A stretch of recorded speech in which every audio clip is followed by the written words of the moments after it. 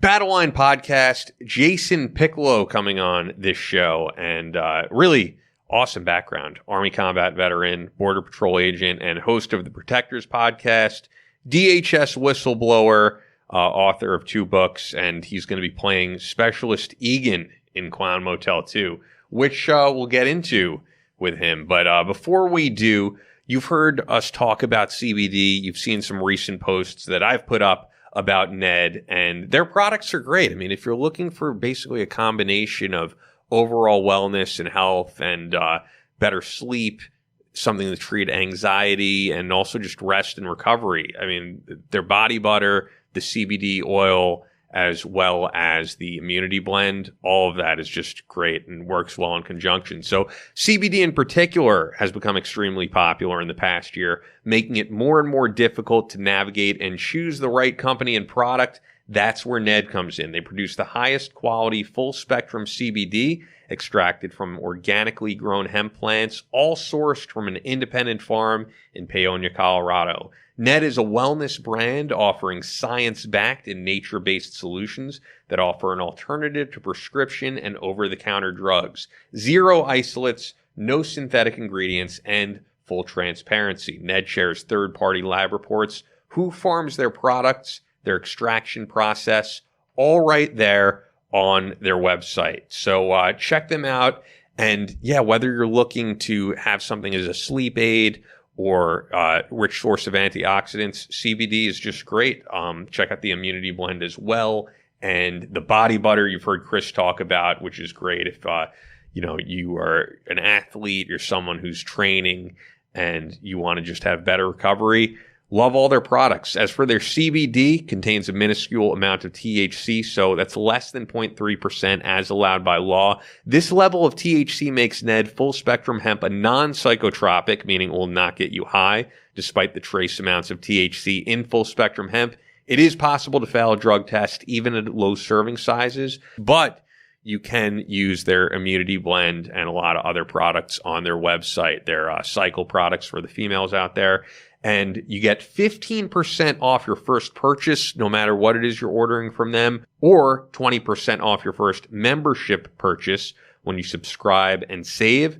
So if you want to check out Ned and try their CBD for yourself, we have a special offer for the podcast audience. Go to helloned.com/Battleline or enter Battleline at checkout once again for 15% off your first one-time order or 20% off your first subscription order plus free shipping. That's HELLONED.com/Battleline to get 15% off your first one-time order or 20% off your first subscription order plus free shipping. Thank you, Ned. Also, every show we do, you hear us talk about Fort Scott Munitions, and I always talk about how ammunition right now is selling out no matter where you go.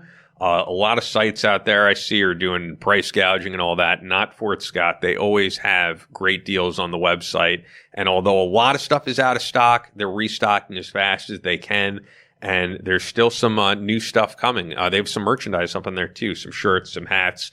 But Fort Scott Munitions is a manufacturer of multi-federal patented solid copper and brass CNC spun ammunition that is designed to tumble upon impact in soft tissue, leaving devastating wound channels for faster bleed out and quicker incapacitation. This ammunition was originally developed to innovate and improve on the standard of military-grade ammunition design. It was found that not only did the TUI ammunition outperform competitors in the self-defense industry, but it quickly became apparent that it would be a top contender for hunters alike. With the ammunition being CNC spun, the tolerances are some of the tightest on the market, ensuring that you're going to receive the same results with each pull of the trigger. Fort Scott Munitions is available throughout privately owned businesses in all 50 states, as well as direct online through FortScottMunitions.com. That's FortScottMunitions.com. Use exclusive promo code Battleline for 15% off your order.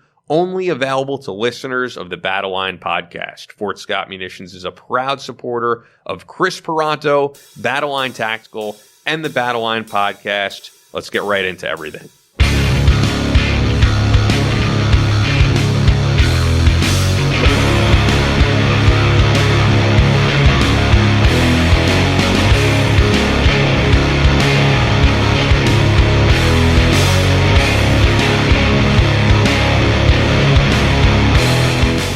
From Omaha, Nebraska to New York City.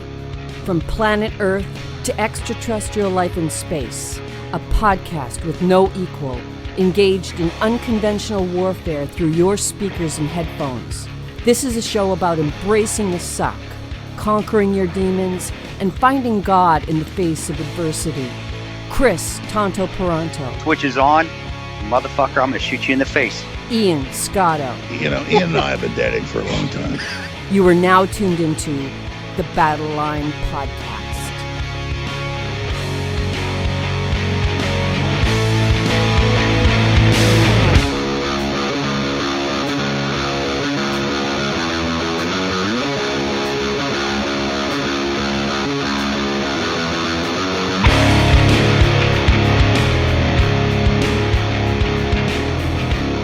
The switch is on. Battleline podcast. Jason Piccolo on with me for this whole episode. Army combat veteran, Border Patrol agent, host of the Protectors podcast. I'm going through your whole resume here. DHS whistleblower, and I'll get into how we connected, and also I should say the author of Unwavering, A Border Agent's Journey, and also Out of the Shadows about your whistleblower experience. So you are a man of many trades.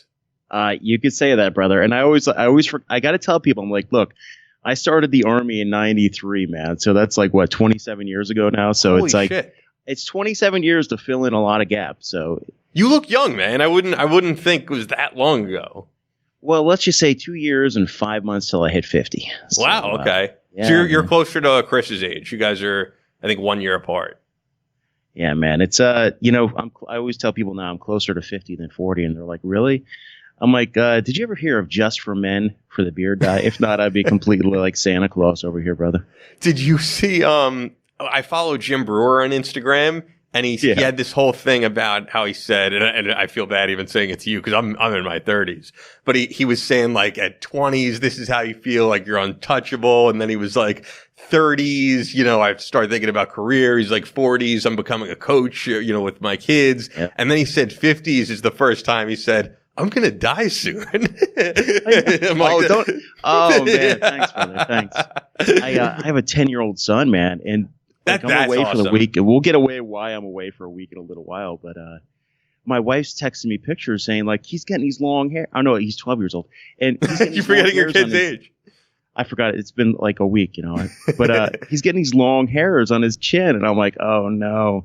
He's definitely Italian like his dad's poor kid. That's funny, man. Same here. So, I mean, Scotto, Jewish Italian over here.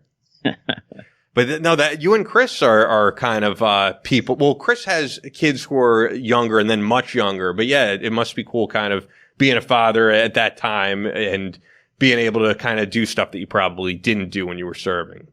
Yeah, brother. It was, we can get into I can give you my overview of my background so the audience kind of knows who I am. For sure. The Protectors podcast is worldwide, but it's not well known yet. No, it's you have a following though, man. So yeah, it's great, man. I cannot complain about the show and about the guests and the opportunities it's given me. But yeah, man, I was 90s. I was in the artillery as an enlisted dude, active duty. Good old 13 Bravo cannon crew member. I got out, went to college, joined the Guard, went into an intel unit for a bit. Decided to get commissioned, so I commissioned as an infantry officer. But rather go back active duty, I went into the Border Patrol in January 2000. Stationed in San Diego. Did that for a bit. And then almost 3 years later, I went into the U.S. Customs because it was Customs before it was Homeland Security. And then I became a special agent working narco stuff right there in San Diego, literally a mile away from my old Border Patrol station. And because I was attached to a DEA HIDTA task force, which is High Intensity Drug Trafficking Area Task Force. Did that for a bit, and then I was an officer, so I was involuntarily recalled in 05-06. Got sent to Benning for a few months until they tried to figure out what to do with me. Then they sent me down to Mississippi just in time for Hurricane Katrina, so I was in Mississippi for that training. Shipped me off to Kuwait with the National Guard unit for a couple months, and then forward deployed me up to Iraq. Attached me to the Combined Joint Special Operations Task Force as their anti-terrorism officer for a bit, for almost a year. Oh, wow. Got back from the war. In between all this, my wife became an FBI agent. She was in the Army, too.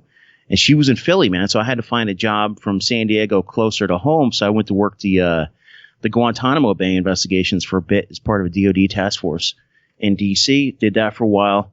And then I went off to work another DoD agency in Philly. And then I went back to ICE, but this time as an officer, then a fugitive operations supervisor. Then D.C. to headquarters. And then, you know what happens after that? The audience will find out a little bit later. So I also wanted to ask you about, I mean, people could see if they just Google your name, Jason Piccolo, you really are most known as being a whistleblower for Department of Homeland Security. Yeah, brother. That was actually, and I always tell people, I'm like, look, man, I'm a little right of center. So that was during the Obama administration. But I tell you what, man, I would have blew the whistle on any administration if they saw what was going on. And fortunately, this administration did follow through with what I blew the whistle on. So I'll just go into it real quick. I've got the story down pretty pat. It's been about 4 years now since I blew the whistle. Or actually, it's been a bit more since 2015. So here's the deal, man. I go to headquarters for ICE. ICE assigns me to this human smuggling cell, which is the White House Security Council's human smuggling cell.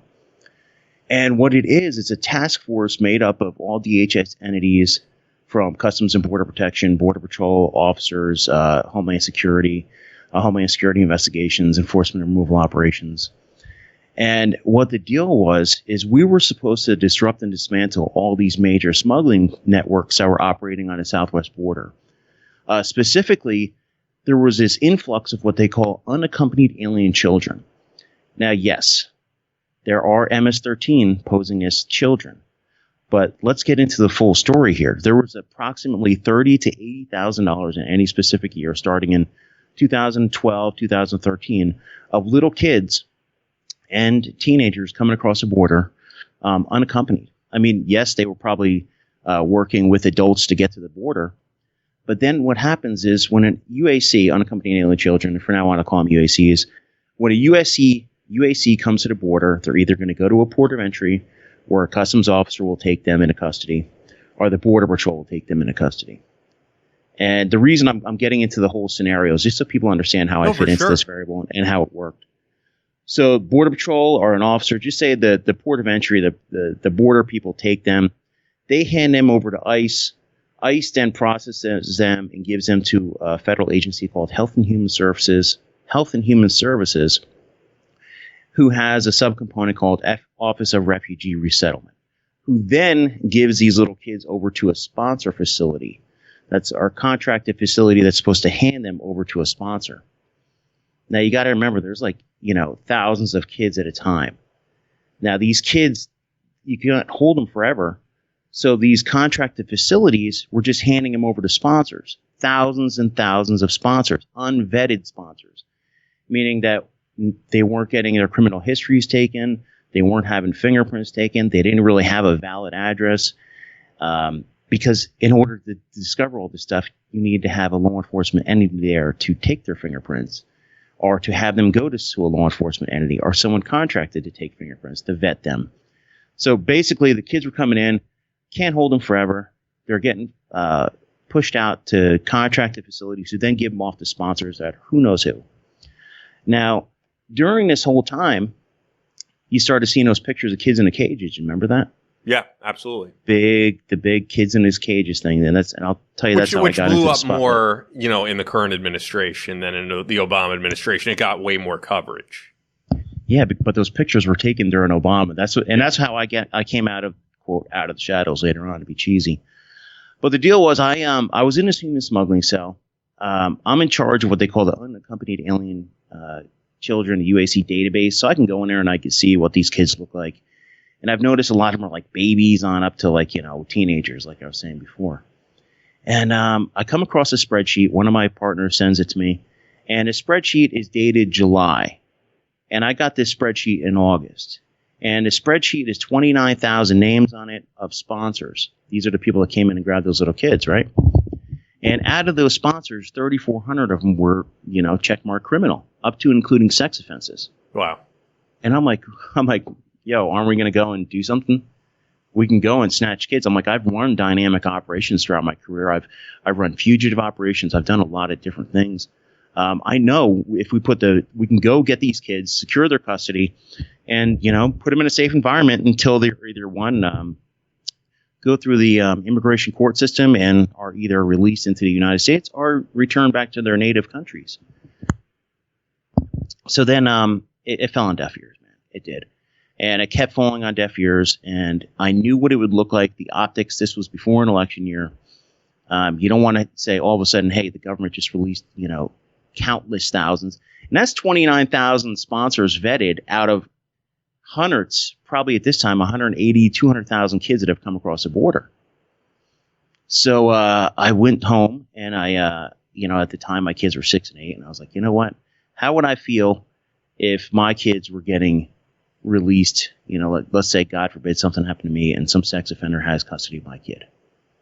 And I was like, you know what? I went online, researched legally what I could do, and the legal course of action for me was get a hold of the Office of Special Counsel.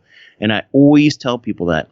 I always tell them that I legally blew the whistle. I didn't leak anything. I didn't go to the press. I went to the OSC. Which is the way to do it. I feel like nowadays everybody wants to go on social media and become famous rather than do the right thing. Well, brother, that's one thing that comes with age, man, is, a lot of people want that instant gratification, but it doesn't happen that way. Yeah. If you want to do it right, you have to. Unfortunately, by doing it right, eventually, and that's a whole story for a whole nother day, but I'll give you the snapshot. Eventually, I get debriefed. I go back and forth with Health and Human Services for months. They're trying to devalidate my spreadsheet that I got from them. Their information came from them. But lo and behold, I almost guarantee you the reason they wanted to debrief me was to find out who the hell this whistleblower was. And they did. Because one of the things I've done in my career is I became a certified fraud examiner, and there's not many of them in that. There was nobody in the cell. So when I eventually get debriefed by Health and Human Services and my OSC contact, it's anonymous, it's on the phone. But I said I was associated with a human smuggling cell and I was a certified fraud examiner, and then boom, they knew exactly who I was. The next business day I went back to work, my detail to that cell was terminated. And then I went to the office of Senator Charles Grassley. We worked on this for a few months, and we got the shit. I mean, can we swear in this? Yeah, absolutely. I did. Okay. we got the shit settled, man. Grassley went, hammered them hard. Pictures of kids in the cages came out through my whistleblowing, and then they made it mandatory that you had to get fingerprints taken. Later on, after Trump was appointed, the fingerprints turned into DNA based off of, I assume a lot of it was based off of some of the stuff I blew the whistle on, saying that a lot of these kids were coming across with adults or either unaccompanied who were not even familiar members, and God knows how many of them were trafficked for illicit means. Yeah. And that's where, you and I both see what's going on. I guarantee you the audience that's listening to this right now sees everything going on with trafficking right now. This was like a pipeline of little kids. It's almost like, you can go onto a database and pick your flavor. It's crazy. And that's what concerns me nowadays. I didn't think about it back then. I thought about the sex offenders, but I was more concerned about, as a whole, what the hell's happening. But now I think about it, I'm like, man, we were just essentially pushing kids across the border into who knows how many hands. And it's not just sex, it's labor. We know for sure that at least 6 of those kids went to a labor trafficking organization up in Ohio. I think it was Ohio. So, I mean, it's crazy shit, man. It really is. And it sounds like you 100% did the right thing and went about it the right way. Yeah, man. And my career was over, and I got my doctorate in strategic security, my master's forensic science, been in Homeland Security for years. My Homeland Security was over, bro. It was done. And when I started seeing during this administration where they were trying to blame everything on the current administration, especially with the kids in the cages, that's why I came out and I wrote the book. I went on Fox a bunch of times. I went on OAN, and I said, here's the reality. Not a political stance. I always speak to the truth that I know. And that's what I did, man. I wrote a bunch of articles in Town Hall and Examiner about trafficking and the realities of it. The next book's going to be about domestic trafficking. Hey, man, if I can't work, I might as well do what I can. Absolutely. I mean, it's a huge issue, and I see also the people that you follow are really on the ground doing stuff about it. The weird thing with the whole issue, though, is because of how big it's gotten. There's also the people on like the fringe element who I think are, not really going about it the right way, not really doing their research. And you've seen probably a million just crazy theories pop up from people who aren't reputable. And it hurts the cause, I think. The best organization I've been working with, and they're really top notch, is I got to give a shout out to the Liver Fund. The Liver Fund is run by Jeremy, who is an ex-Navy SEAL, with a whole bunch of OGA types are in there. And he's got intel analysts, specifically this girl named Kara, who's just really great on social media. I've seen her, yeah, and I've seen her from your posts. Yeah, yep. Yeah, man. And the thing is, they're doing it right. And they always put up the thing. If you're a vigilante or a splinter cell going out and you want to do the right thing, I know you do, man. Who doesn't want to do the right thing? But in order to prosecute a trafficker or a smuggler or anybody that's involved with the organizations, you have to build a case. Yes. And if you have a vigilante type going into it, you're going to ruin a case. It's either your evidence not going to be able to be used or whatever. I like to say, man, if you could document anything you've seen, send it to the right people and get that shit taken care of, man. But if you do the vigilante justice, I mean, the person might get a beat down or worse, but you're not going to save the victims. Yeah, and you might be able to save one or two out of it. It's not like, Taken where you can go and just whack everybody. For sure. It's the reality of life, As Chris and I have said before, it's, everybody wants to be and I'm putting the air fingers quote up, influencer and put it on Twitter and put it on Instagram, not go about it the right way, not get professionals involved. You know what I'm wondering? Do you know a former Delta Force guy, George Hand? Because he's been involved in the fight against human trafficking for, I think, decades at this point. No, I'd love to meet him, man, if you guys know him. Great guy. Yeah. I've never personally, met George, but I've talked to him plenty of times online, interviewed him, and he's a great guy and has been involved in this way before people were talking about it. And what's funny? A former Border Patrol agent we had on the show as well can no longer serve at the border. I don't know if you know Gary Brugman. No, I will after this, man. Gary's great. And Gary has his own podcast as well. And he was involved in his own stuff at the border where he can no longer serve and is trying to get pardoned basically for an altercation that happened quite a while ago. So, yeah, man, it's a shame. Like, when you come out and you blow the whistle or you do anything, your career is over with. Man, it just happens. And it sucks. But thank God I had support out there, because if not, and what would have happened if I didn't find another job within the government? I was lucky to land a job somewhere else. I can't talk about who I work with now. It's nothing spooky. It's just another agency. Okay. But yeah, man, it's just what happens if I didn't find another job. Hey, you know what I wanted to ask you though, with all of your different hats that you've worn throughout your life, I'm just curious because of your Instagram handle. Are you actually Dr. Jason Piccolo? I know you said you have a master's. Yeah, brother. I have a doctorate in strategic security. Nice. From Henley Putnam University, which is part of National American University. My dissertation was preventing lone wolf jihadists using federal resources and social media. Because my goal was always to, this is when the active shooters and stuff are coming out there. So, to really use social media to tag these people and to track them and to follow them. And so I wrote my dissertation on that. My master's thesis was identifying criminal aliens. And yeah, brother, now I don't do any of that in real life except for books and podcasts. But I think, always expanding what you're doing, always exploring new avenues, really, I think is very important. I think people get stuck in, I've seen it with my own life, man, with 10 years of doing the same thing over and over. And, life is short, man. You got to do other things that you're passionate about. Well, I've been a professor for years too, man, teaching everything from immigration law, computer forensics, criminal justice, interview interrogation. I do stuff now that I enjoy. And that's where the podcast came in, man. And the podcast has since morphed from audio to like Amazon Fire TV to YouTube. I've had spin-off shows now like called Empowered with women veterans and LEOs and stuff. And it's been good, man, because it gets me out of that where I don't have to be in a political landscape. Yes. I could talk to really cool people, do really cool shit. And but I do want to have a show where I talk politics, man, and talk about what my ground truth reality is.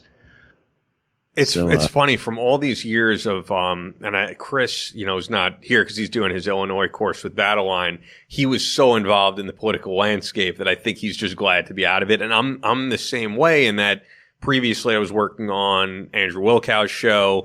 I was working on Senator Bill Bradley's show, which wasn't a political show at all, though.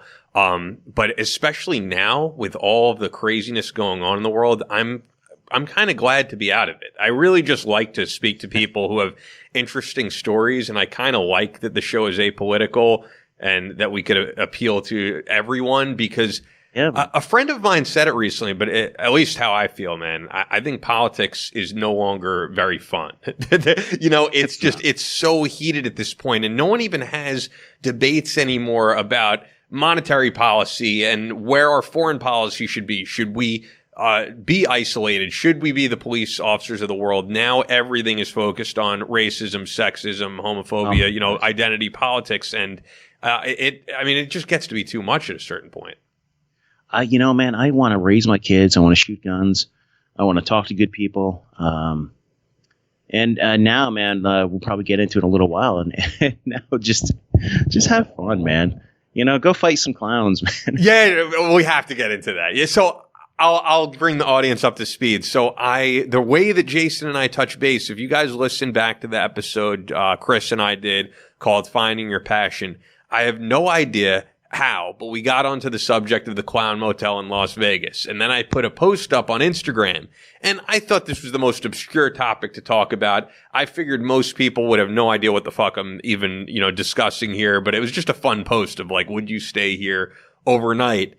And then I saw Jason responded, and you were like, hey, I'm shooting Clown Motel 2 here in just a few weeks. And automatically, I think I bumped people from the podcast. I was like, all right, we're getting Jason on. I hopefully wanted to have you on from the Clown Motel, which it didn't work out that way. But you basically just got back from there, and you're in some other hotel right now. So I have to hear the whole backstory of this. And I'll say this actually before you do, though. It was almost a little disappointing looking at your Instagram pictures of the Clown Motel because you guys all look like you're having a blast. I wanted you all to look terrified because it looks like the sketchiest place in the world, and you look like you're having the time of your life. Brother, it's social media. You only see the good things. The place is very interesting, man, and I'll tell you the backstory on this. So years ago, like 2016, there was a short coming out. And one of the guys I grew up with named Casey Hendershot, look up his IMDb, which is Internet Movie Database. Incredible guy. He's been in every movie as a stuntman, acting and everything. I mean, everything you can imagine, from like the Avengers to just anything. And Casey was supposed to be attached to a movie called Clown Motel. So it's like, it's a Kickstarter or Indiegogo. I'll kick in a few $100. I'll get the associate producer and just kind of follow to that because I'm supporting a friend. And this was an original. What we're talking about was Clown Motel 2. This is the original short. This isn't even the movie Clown Motel. Okay. And this is just in order to get the movie made. So I'm like, okay, do that. I become an associate producer on it to kind of watch it. And I'm like, okay, cool. Then I find out I become Facebook friends with the director, a guy named Joseph Kelly. And I find out they're shooting this one, which is Clown Motel 2, where it's supposed to be a task force of soldiers fighting clowns. And I'm like, hey, bro, do you have a military advisor? And he's like, no. And I'm like, okay, man, can I help you out at least just to get some of the stuff right? And he's like, sure, man.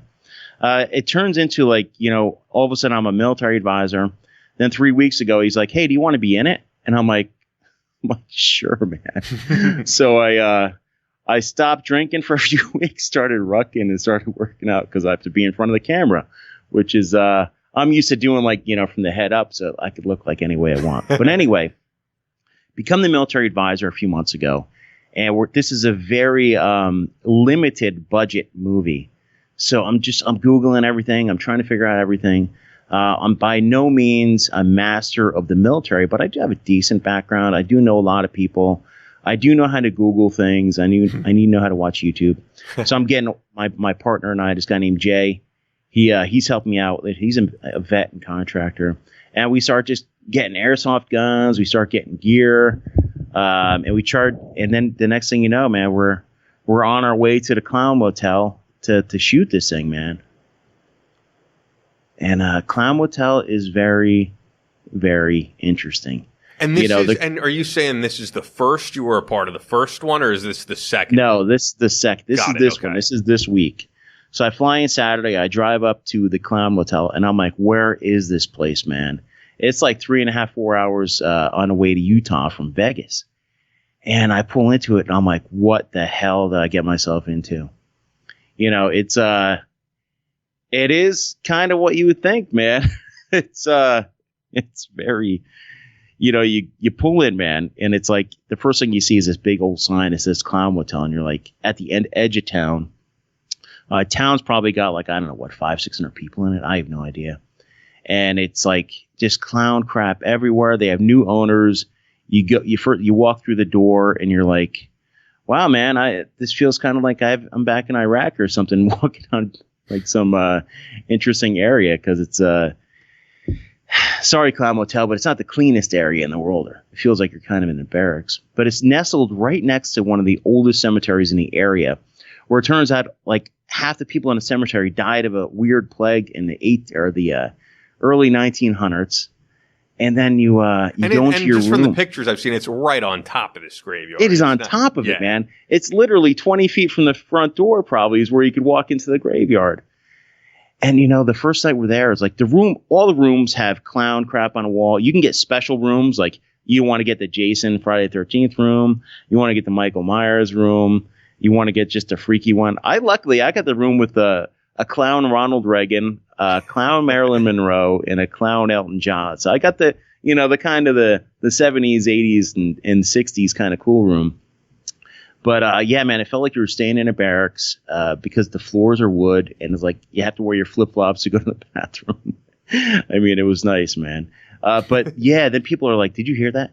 Did you hear that? Did you hear that? And I'm like, shit. I'm like, what is up with this place? And that's before all the cast and crew got there. You know, beautiful area, like at night when the dusk is going down, you see the graveyard right there. Perfect to shoot a movie, but it's freaky, man. It is a little freaky. And you're like, is there even a hospital within like 100 miles of this place if anything happened? It's crazy, man. And then it just turned into a decently or let me rephrase that. It turned into a kind of in order to shoot at the motel, the motel wouldn't give the whole thing to us. They were still having people come to stay there. So you'll be shooting scenes and cars will be pulling in to take pictures all day long. People are taking pictures at the Clown Motel. And then probably I don't know, 30 or 40 clowns showed up to be in a movie. And it's been an interesting experience, man. And it's my first time dealing with any camera crews and, you know, stuff like that for an indie budget movie. And it's been interesting, man. How, for the average person, how frightening would you say it is to be there? I mean, because you're a guy who's been at the border. You've dealt with some very crazy scenarios. For an average person just pulling up, I mean, are they going to be able to fall asleep at this place? You know, a lot of people couldn't sleep there. A lot of the cast and crew. They had to sleep there because there's really there's hotels around the area, but for budget reasons, they had to sleep there. But yeah, a lot of people were having a tough time and they would just stay up all night. It's really freaky, man. It is. You know, but me, I grew up, little known fact is I grew up in a town called Blairstown, New Jersey, where they filmed Friday the 13th Part 1. So we used to go party back in the camp where Jason was, wherever Jason's mom was, where he came out of the lake. So I've always been kind of a horror buff. So this was just kind of cool, man. But yeah, man, it's freaky. If you're an average person, you've got to go there. I don't care if you stay there or not. You got to just stop and say, what the fuck is this in the middle of nowhere? That's what Chris was saying. Chris was like, we got to do a podcast from there. But who even stays there? And how many people stay there? Especially now, I would assume with COVID going on, it's probably not, the biggest destination. Brother, who do you think stays there? People who are horror buffs, it's interesting. I should have taken a picture of the clientele that were coming in there, man. Was it people on meth or what was it? It wasn't that bad, but it was but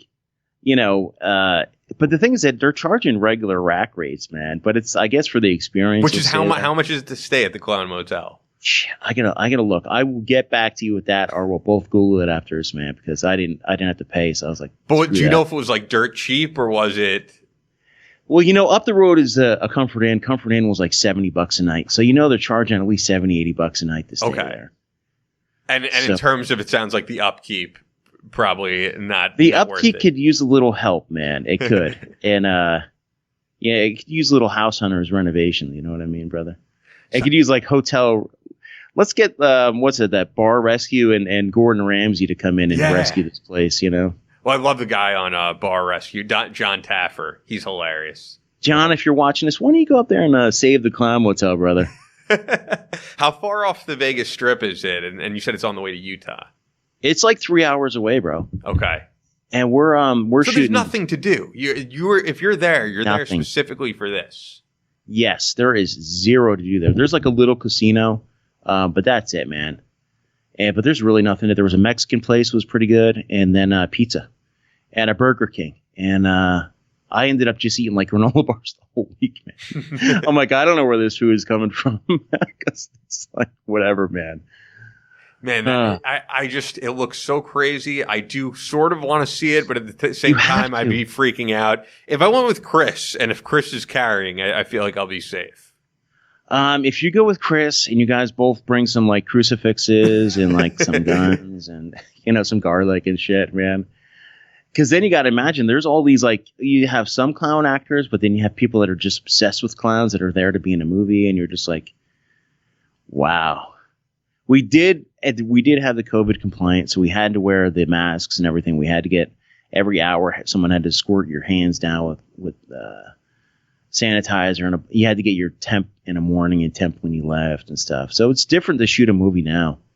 But I assume during the scenes you're not wearing a mask. No, man. Okay, yeah, I was gonna say that would be a weird movie. Yeah, absolutely. It would just be the new generation where COVID compliant clown killing movies. So I've never even seen the first one. It's like your typical campy horror flick, or what's it like? Why don't we do this? Why don't we just watch the second one? When is it supposed to be out? It'll probably come out in spring, man. Okay. Yeah, we'll do a little kickback. I'll find you guys a copy of it beforehand. So what's the plot? Because it does involve like military personnel, here's right? The first one. The main actress Brooke is at the end of the movie. She's captured by clowns, and she calls her fiance Sergeant Kelly, who's away. And says, "Oh my gosh, what's going on?" And then the next movie is Kelly trying to rescue her. So Kelly links up with. There's 8 of us that are supposed to be specialists from different branches. So I just kind of made everybody a task force member because with budget, we could only use, the Marine camo pattern. Okay. So I make everybody a specialist, and then I make transfers. So these are 4 recruit transfer privates who we have to give them Marine uniforms as well. I was able to go online and get us a bunch of, IBAs and stuff, and like we're using the airsoft. But the premise is we all get together, and we have to go find Brooke. But we're staying, our control room and everything is at the Clown Motel. And the next thing you know, we start fighting clowns at the hotel. And one of us, one by one, kind of start getting picked off. And tonight, I'm in a movie now. I've never been in a movie. So tonight, or today, in a little while, as soon as we're done with the podcast, I got to run off and do my big scene where I fight clowns. And I thank my buddies over at V-Knife that donated this badass knife for the movie. So I get a cool knife fighting scene. I am by no means a knife fighter, so hopefully this movie magic will make me look cool with a knife. But you were unfortunately no longer at the Clown Hotel, or the Clown Motel, I should say. Everybody's moved out. Now we're moving to some bizarre cave. And this is going to air later on, right? Oh, yeah. I'll put this up on Monday. So we're shooting in some cave nearby, brother. I mean, the hotel you're at looks like a typical... You're at a normal hotel right now. Yeah, and hopefully nothing kind of followed me here, man. Now you're starting to get me freaked out thinking about all these clowns and graveyards and shit. But yeah, man, we're in Henderson, Nevada, and we're shooting about 30 miles away from here at some ghost town. And, we have a lot of outside scenes, and then we have a cave scene, and yeah, man. And then all the clowns followed us down here. I think we're supposed to have even more clowns here. So that's definitely going to be an interesting time. It's cool to see at least someone shooting an indie film right now. I mean, we had Debbie Rochon on the podcast, who's an actress, and it looks like the film industry is at a halt. You know, here in New York, theaters are closed down. I have no idea when they're going to open back up. I was debating if I want to cross state lines to go see Bill and Ted 3 just to get the theater experience if I go to Connecticut, you know. I tell you what, man, that's one thing I've learned this week is this indie film thing, especially for the horror scene, is huge. It is. These actors and everybody are going from one movie to the next movie to the next movie to the next movie. And you look at their profile and they've got like 30 things in a pipe. Yep. There's like a world of working actors out there who I had no idea, man. Because I've been typically mainstream my whole life, like watching like all like the real, you know, high budget horror movies and stuff. But there is a very indie budgeted film industry out there, man, like huge. It is, but it's a grind for those actors. I know from being a friend with Debbie and also previously for me working on Fangoria Radio, which was on Sirius at one point. Very cool gig, but yeah, just getting to know some of those actors, it totally is a grind. There's, people typically think of the millionaire Hollywood actors. These are people who live across the country, sometimes in places like Canada, other countries, and they're making a decent amount per film. They're doing what they're passionate about, but they're certainly not becoming rich doing it. No, but they'll have continuity, which is good. And that's what I like about it, is a lot of these guys and girls have been working for, 20 years now, 30 years in the industry. And going, but it's a lot of work. I can only imagine, man. Well, I think it just has to do with following your passion too, right? Because we've had people on the show before who are musicians and people who are, like I said, actors.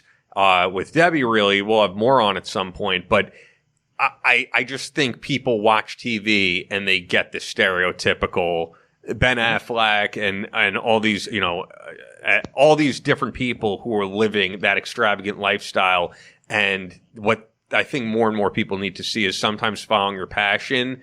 You're not going to get to that point, and you're going to have to make a lot of sacrifice and not know where your next job is coming from. But if it's something you love, you're going to keep going. Hope you're enjoying this episode. Chris is out, as you know. He is in Illinois doing a training course with Battleline Tactical and shooting Fort Scott Munitions, of course. Fort Scott Munitions is a manufacturer of multi-federal patented solid copper and brass CNC spun ammunition that is designed to tumble upon impact in soft tissue, leaving devastating wound channels for faster bleed out and quicker incapacitation. This ammunition was originally developed to innovate and improve on the standard of military-grade ammunition design. It was found that not only did the TUI ammunition outperform competitors in the self-defense industry, but it quickly became apparent that it would be a top contender for hunters alike. With the ammo being CNC spun, the tolerances are some of the tightest on the market, ensuring that you receive the same results with each pull of the trigger. Fort Scott Munitions is available throughout privately owned businesses in every state, as well as direct online through fortscottmunitions.com. Stock up now. Use exclusive promo code Battleline for 15% off your order, only available to listeners of the Battleline podcast. Fort Scott Munitions is a proud supporter of Chris Peranto, Battleline Tactical, and the Battleline podcast. Check it out. Back to Jason Piccolo. And hustle, man. Yeah. I've been like me with the podcast. Podcasting is my passion now. And now that since it went into the video, into the Amazon Fire, my next passion is like, editing and making it look like a real quality project with a zero budget. And that's the thing, man, is like, don't wait till you're in your 40s to follow your passion. You can hustle on the side, man. If you want to be an author, I always tell people, I'm like, if you want to be an author, you want to write anything, you don't have to go to a major publishing. You can get, my books are in Barnes & Noble and Amazon and everything else online. You can just do it yourself, man. And that's the same thing. If you're passionate about a subject, write an op-ed, man. I've written 15, 20 op-eds now for Examiner, Town Hall. And just if there's something you're passionate about, write for it. You don't have to write for major publications. You don't have to write to become a millionaire. Write because you want to. Everybody's got a story to tell. Everybody's got a passion. Find out what it is. It doesn't have to be the grind. Don't wait till you're 40 or 50 or 60 or 70. As you were saying before, once you hit 50, you're getting a little bit closer to it. And I'm just breaking balls there. I mean, because I'm going to be that age at some point too, But no, it's true. I think especially right now with the whole situation in America, I think we're seeing people who they're working their job and then their free time is spent either watching Netflix or going on Twitter and debating people. And it's like at a certain point, I realized that is just, I'm really withdrawing from a lot of it because I've realized what a waste of time it is. It's all designed to be addicting. And if you could use that time writing a book, starting a podcast, writing a script for a movie, it's just time so much better spent, I think. When I wrote, when I wrote these books, I did it at night. I have a little laptop, cheesy desk thing that you can put in your lap. I sat down with my daughter. We watched whenever she wanted to watch shows together. She's like 9, 10 years old at the time. And I'm like, hey, I'll write while we watch something together because when you write, you could just get it out there, man. You don't have to, especially if it's a memoir or something you're passionate about. You don't have to find the perfect spot. You don't have to write from A to B to C to D. You could write what you want to write about that day and then edit later on. But if you want to write a book, or you want to do a podcast, research it and do it. Yeah, 100%. I mean, I've heard people who self-publish books say that you could write literally 1 page a day, and by the end of the year, you have a book. Yeah, man. It could be that easy. I tell people 400 to 1,000 words a day, but commit. And I always tell people, I talk about it all the time, this thing they call a mind map, where you put your subject in the middle and then you branch off, like you just get a little diagram. You branch off and you figure out what you want to write about that day. You don't have to write A, B, C, D. You just write, man. You also never know what's going to get picked up and what's going to be huge, especially in this current climate. You don't have to have a major publisher. I mean, a great example of that is, I'm sure you've heard David Goggins on Rogan's podcast. And he talked about on the show, it might have been the first time he came on, that major publishers were turning down the book and saying, like, Black Navy SEAL, there's not really a market for this. And, and he was even saying, like, these people don't know my audience. He was like, my audience, honestly, is primarily white dudes. Like, they don't care that I'm black. They care about, like, my drive to become a SEAL. And the book blew up. It's of the many Navy SEAL books, it's probably one of the biggest, easily in the top 5. And he did it completely on his own. Yeah, man, I've had like Remy Adeliki. Great guy. I've interviewed him too. Awesome. Great guy. Absolutely, man. And he's the same way. I don't know, man. I don't want to get into race and politics, but if you're a soldier, I don't care what you look like. You're a SEAL, you're a Green Beret, you're anything. You're a line infantryman, you're a cook. It doesn't matter, man. If you write a passionate book that's going to give me some sort of lessons learned, I'm cool, man. I love learning lessons from people. I love it. And I also love that we're all from different walks of life. And I also just think that stuff is getting discussed to death. I mean, the last show that we had on was James Powell, real name Jason. He at least revealed his real first name. But Jason is former CIA, former Marine, black dude, and black powerlifter, big dude. And I've been friends with Jason for a while now, and I could reveal this at least. I'm not going to get into specifics of it, but before he went on the podcast, I was like, what do you want to get into? Is there anything specific you want to get into? Because I knew we wanted to get into his career. And he was just like, dude, honestly, anything but race right now. He's like, because I'm just tired of talking about it. He's like, I probably will disagree with the audience on some of it, and that's fine. But he's just like, I've had enough of it at this point. It's been discussed to death, and I think a lot of people feel the same way. I know that we're focusing on some important issues in this country, but at the same time, it's like, I think people want to get away from that and have some type of an escape. And also, if we focus so much on our differences, it's taking away from the things that actually do unify us. And a book like David Goggins was excellent. I mean, it totally spoke to me, and I'm from an entirely different background as, a guy from New York, from, my background, but I related to the drive and I aspired to be like him in certain ways. Yeah. And I love watching Dave Goggins on social media, man. Running down the road. Just, the dude's a machine. He's incredible, man. I'm in this like weird, ever since I hit my 40s or, post-war, I'm in on this weird like knowledge quest. I'm always trying to learn different things, man. I'm staying away from languages because it's just not fun for me anymore. But there's like different things I want to learn. Like I want to pick up things from different people. I want to get different leadership lessons. I just want to learn, man. And I would always tell people, I'm like, just learn. You don't have to learn put something on your resume. That's what I should backtrack. I should say, before I used to say, okay, is that going to help my resume or is that going to help my professional life? But now it's like, hey, what can I learn that's pretty cool? That's just something I enjoy, you know? Yeah, and I think a lot of people, as they get older, they get away from that. You hear a lot of people who even are my age to your age. I'm 34.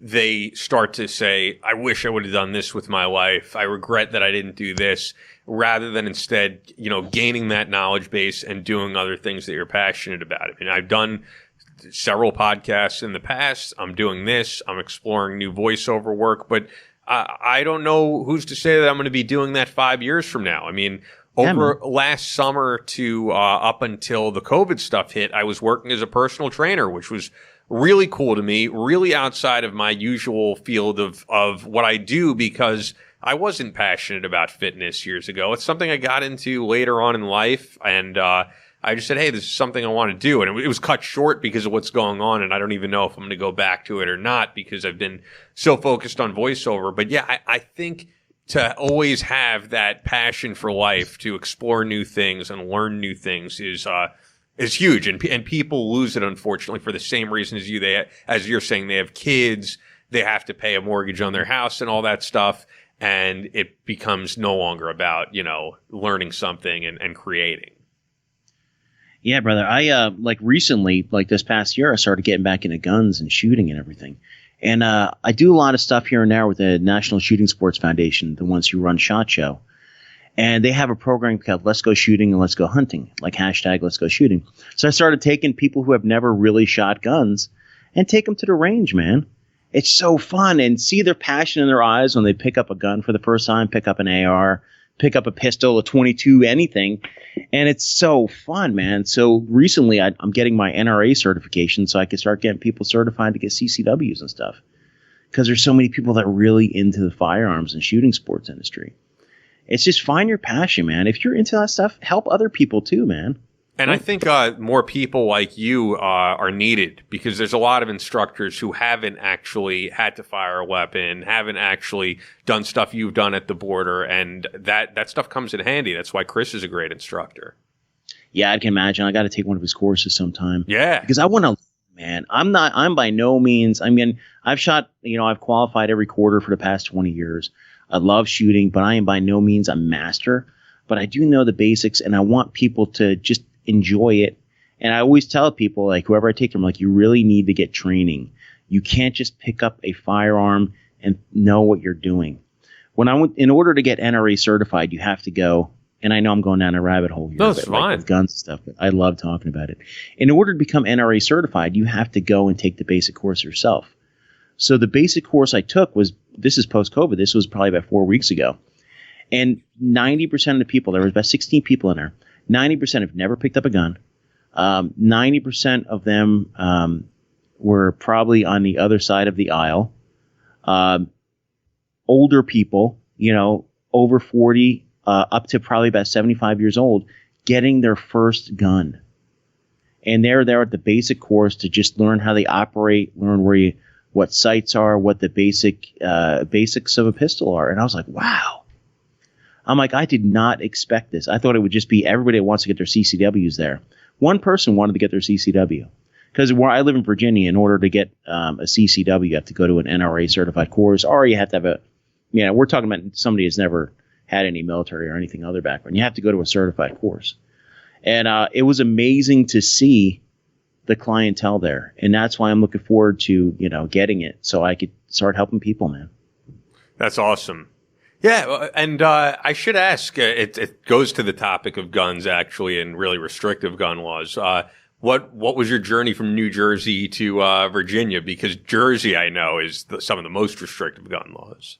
I've been a Fed, man, so I haven't really had to worry about that. So, makes sense. But my brother lives in Jersey still, and it's like, but here, I'll give you this.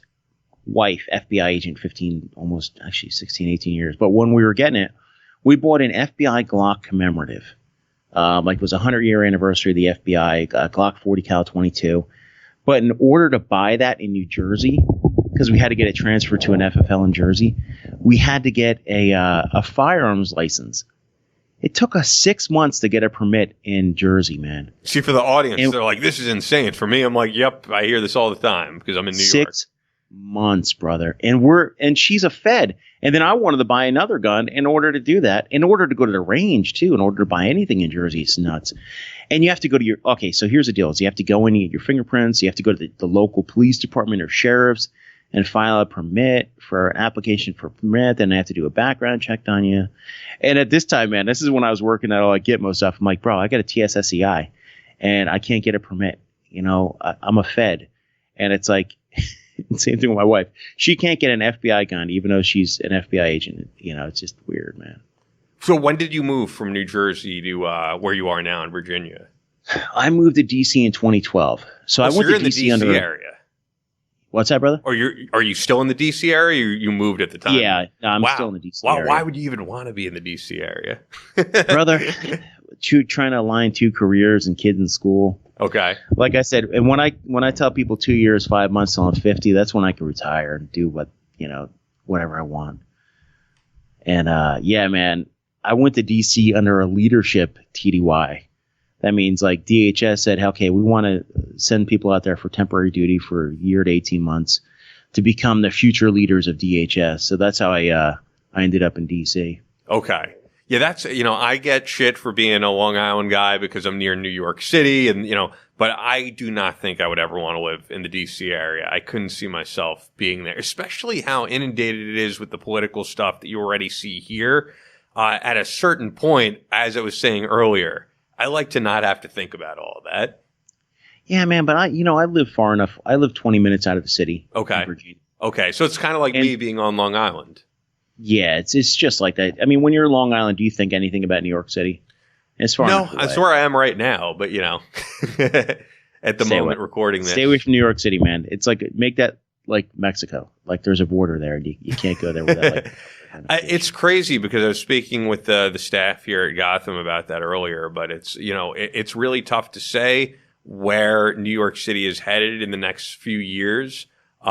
I do think the New York City that I love it's been slowly deteriorating before this, because of the cost of rent and all that. But yeah, I just don't know where I see things in the next few years, and no one does. No one has a crystal ball, but everything nationwide and worldwide is changing in terms of what people can do now with high bandwidth, with being able to do what we're doing right now on a Skype call. But I do think human interaction is extremely important as well, and I do not want to lose that. I agree, man. I really like Texas. I like Florida. I like Tennessee. I got to get out of D.C., man. 2.5 years, 3 years. It's because you go down there now. I have not been because I'm allowed to remote. But I tell you what happened, man. This is a quick story about the wife. Is she's FBI agent. We know that already. She's into Washington field office. And when all the riots were going down, man, it was a mass broadcast. And she had to get deployed, man, down into D.C. to patrol the streets as an FBI agent. And I'm like, when was the last time anybody did riot training in FBI? Do they even have PPE? Do they have anything?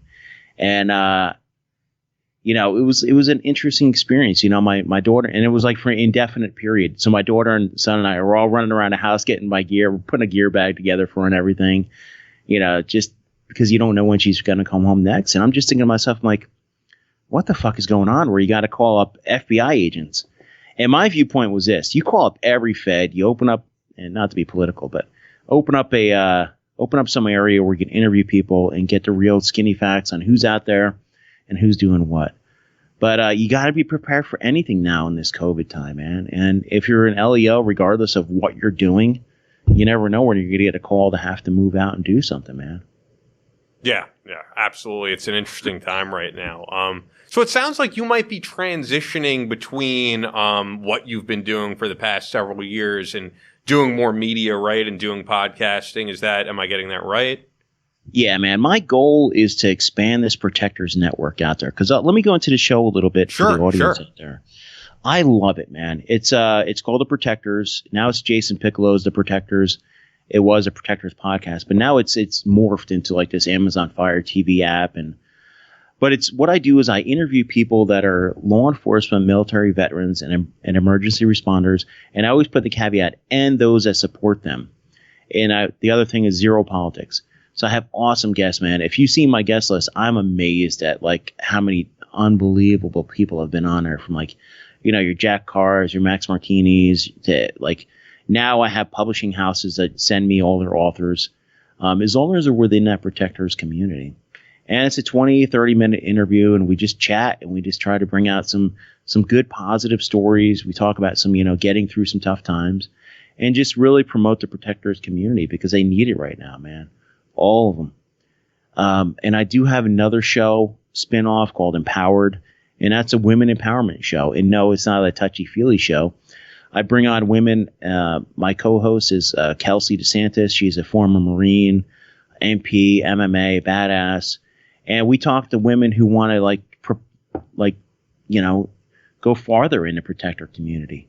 And that one we can do politics. We talked about women veterans getting into politics. We talk a lot about guns, women getting guns for the first time, or, doing all sorts of really cool shit. But it's really cool, man. So I'm starting the Protectors Network, and that I'm just going to expand it out with, multiple podcasts and multiple really cool events, man. And it sounds like another book in the works as well. Yeah, I'm working on a book right now on domestic trafficking. And I've been fortunate enough to get agreement with a major agency within the government to help me out with that, to provide information. Deliver Fund's going to provide information. Because, as I go and I speak to people, I do podcasts, people always want to know about my feelings or stuff because they're like, well, you work here. What is human trafficking? And I'm like, tell you what, I'm not the absolute expert on human trafficking when it comes to domestic trafficking. So this book is going to deal with domestic trafficking. I want to know what's going on within our country and how we could prevent it, how we could identify it, and how we could help those that are out there actually fighting the battle in the streets and behind the scenes. So that's my goal with this book. I'm searching for a publisher with this one. I'm actually working with Scott Husing, Major Scott Husing, Echo. He wrote Echo and Armati. Yeah, I know him. Yeah, man, he's awesome. Him and I are really good friends. He's going to help me pitch it to a bunch of publishers. And I try to really get this one mainstream because my goal is to get the word out there. And I tell you what, man, I haven't made a dime off the podcast. I won't make a dime off the books. It's not the goal of anything, man. My goal is to get this out there because, it's almost like now that I have a platform, I could do what I couldn't do as working with DHS anymore.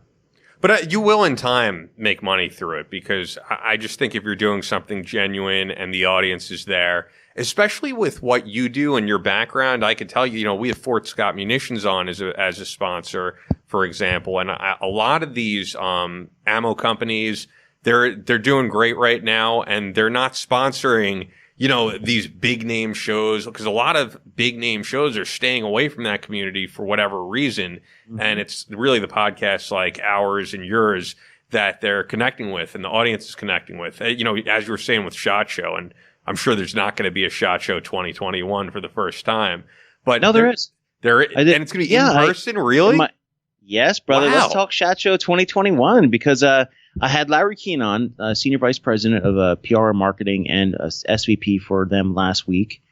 That episode is going to publish when I can get edited.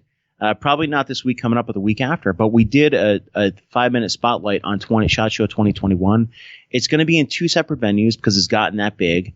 They are going to follow COVID protocols, but SHOT Show 2021 is coming on. You don't think there's any way it's going to get canceled? Because there's a lot of things that are scheduled, and then last minute they're like, all right, we got to shut it down. Let's.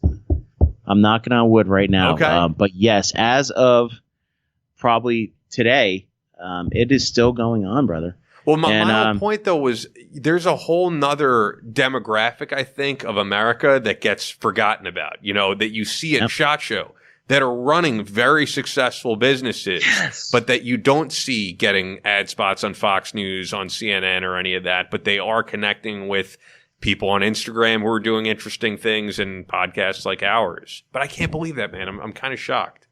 Yeah, I'll see you there, brother. Hopefully, yeah. I'm still not 100% convinced that it's going to happen. I don't know. So I should tell the people listening once again at Dr. Jason, and I realized I pronounced it wrong at the beginning when you said it. So actor Dr. Jason Piccolo. I said Piccolo, but Piccolo, on Instagram, on Twitter. Check out the podcast, which is the Protectors podcast, as well as the side podcast you're doing on the network that you're building up. And Clown Motel 2 coming out soon, man. Anything else? Clown Motel 2, brother. Wish me luck today, shooting my last scene. I may or may not die. And hopefully if I do die, it's a glorious death. And hopefully it's just fake, because we are out in the middle of nowhere here in Nevada, and hopefully some clown doesn't just take me out. But brother, I appreciate you having me on. I want to really have both of you on the show.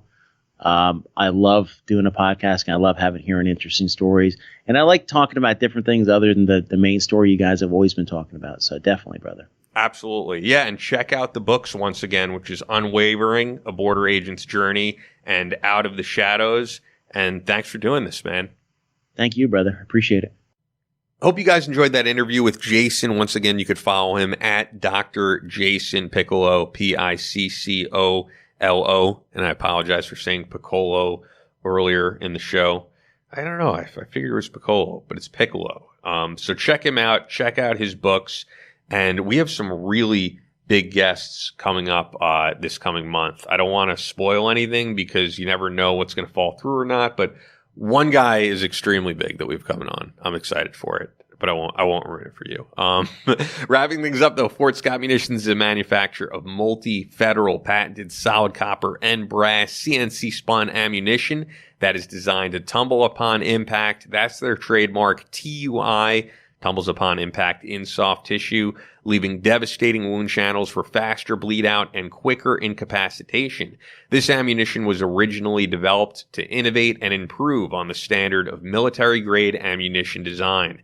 It was found that not only did the TUI ammunition outperform competitors in the self-defense industry, but it quickly became apparent that it would be a top contender for hunters alike. With the ammunition being CNC spun, the tolerances are some of the tightest on the market, ensuring that you're going to receive the same results with each pull of the trigger. Fort Scott Munitions is available throughout privately owned businesses in every state, as well as directly online through fortscottmunitions.com. You guys know it by now, but I'm going to spell it out, FortScottmunitions.com. Use exclusive promo code Battleline for 15% off your order. Only available to listeners of the Battleline podcast. Fort Scott Munitions is a proud supporter of Chris Peranto, Battleline Tactical, and the Battleline podcast. Our sponsors are what keeps us going. You guys keep us going, so support them. Leave a review on Apple Podcast. Pick up a shirt. The link to the shirts are always in the episode descriptions. So, check it out. And, all of you checking it out and spreading the word is how we're keeping things going. And we'll be back on Monday with a new episode. As always, follow us at Battleline Podcast on Instagram, Facebook, on Twitter at Battleline Pod. Ian Scotto signing off.